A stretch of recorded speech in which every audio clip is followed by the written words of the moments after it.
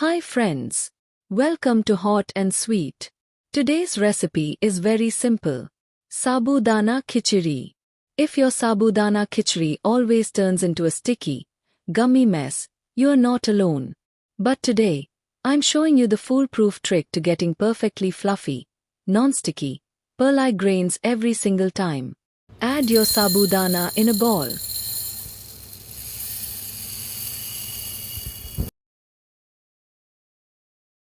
It all starts with the wash.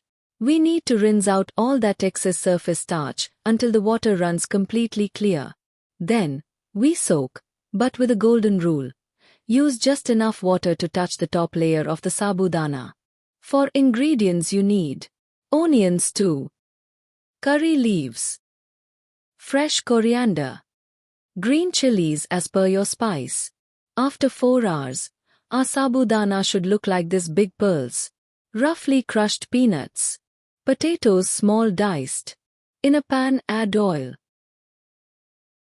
Once your oil is hot, add fresh curry leaves.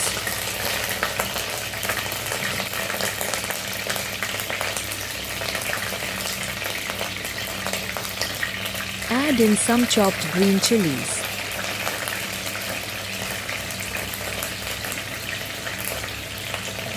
Now it's time for onions. Add in diced potatoes. Mix all the ingredients together and cook until all the potatoes are soft. Add salt to taste.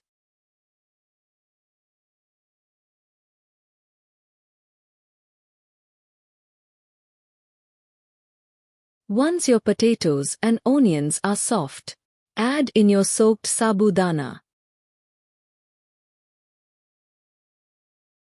Add all the crushed groundnuts for that crunchy flavor, and mix well.